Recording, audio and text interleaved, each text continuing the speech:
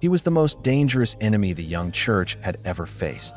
A man whose name alone could silence a room of believers. He breathed threats. He held the power of life and death. He believed he was defending the honor of God. No one, absolutely no one, would have predicted that this man would become one of the most influential figures in human history. Yet, within a few decades, the former persecutor would travel thousands of miles, cross dangerous seas, enter pagan cities, and plant communities that would survive long after the Roman Empire itself had faded.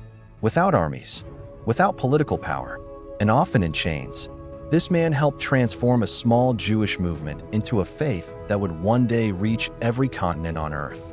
But how did Christianity's fiercest enemy become its greatest missionary? And how did one man's ideas help reshape the course of world history? This is the story of Paul the Apostle, the man who took the message to the nations. Long before the world knew him as Paul, he was called Saul. Born in Tarsus, he lived at the crossroads of Greek philosophy, Roman administration, and Jewish tradition. By birth, he was a Jew. By privilege, he was a Roman citizen. He was a Pharisee, a man of total devotion to the law. To his eyes, a dangerous new movement had appeared. They claimed that a man executed by Rome, Jesus of Nazareth, was the promised Messiah. To Saul, this was blasphemy, a threat to everything he held sacred. And so, he became determined to stop it. Then came the moment that defined him. A follower of Jesus named Stephen was stoned to death. The witnesses laid their garments at the feet of a young man named Saul. He stood there, watching, approving, convinced he was serving God. At that moment, he seemed destined to destroy the faith. But history turns on moments no one sees coming. And for Saul of Tarsus, that moment was already waiting on a dusty road. Saul set out for Damascus with authority in his hands and certainty in his heart. Then, a light, brighter than the midday sun, Saul fell to the ground. And then, he heard a voice. "Saul, Saul, why do you persecute me?" Terrified, Saul answered, "Who are you, Lord?" The reply changed everything. "I am Jesus, whom you are persecuting." For a moment, his world collapsed. When Saul rose, he could no longer see. The hunter had become the prey, blind, silent, broken. For 3 days, he neither ate nor drank.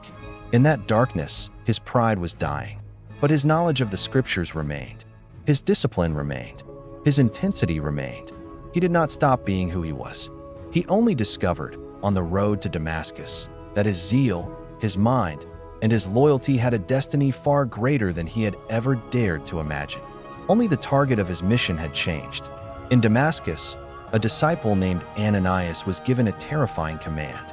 He entered the house, placed his hands on the enemy, and said, "Brother Saul." The enemy was being welcomed into the family he had tried to destroy. Something like scales fell from his eyes. The man who traveled to Damascus to silence the faith left Damascus proclaiming it. Initially, the followers of Jesus were deeply rooted in Jewish life. But Paul became convinced that through Christ, the borders of ethnicity and status were obsolete. He wrote, "There is neither Jew nor Greek, slave nor free, male nor female, for you are all one in Christ Jesus." Paul argued that identity was no longer found in bloodline, but in faith. If the message truly belonged to all nations, nothing could stop its expansion. Paul became a traveler, a missionary on the move. He utilized the Roman road system to carry his message further than anyone imagined. He was beaten, imprisoned, shipwrecked, yet he did not stop. Paul was convinced of something greater than safety. He was convinced that history had been split in two. Eventually, he arrived in Rome, not as a conqueror, but as a prisoner in chains. Yet, even in confinement, his influence only grew, because ideas, once released, cannot be imprisoned. By the time he reached Rome, Paul's body bore the scars of his life. He realized he didn't need to be physically present to guide the communities he had planted. He wrote letters. These were not abstract texts. They were practical, passionate, and raw. They became the foundation of how Christians understood themselves. Without intending to build a literary legacy, Paul became one of the most influential writers in history. Paul began as Saul. He ended as an apostle who saw the world through the lens of what he could build. It is difficult to imagine the history of Christianity without Paul. He gave the movement a language capable of crossing cultures. He founded no kingdom. He wore no crown. And yet, his influence outlived emperors. His ideas survived the collapse of the Roman world. The former persecutor from Tarsus could never have imagined the scope of his impact. He never saw the cathedrals. He never saw the global reach of the faith. But he helped make it possible. Few lives illustrate transformation more dramatically. Convictions can change. Enemies can become allies. And one life, surrendered to a vision, can change the direction of history. The persecutor became a missionary. The enemy became an apostle. And the man who thought he was defending the old world opened the door to a new one.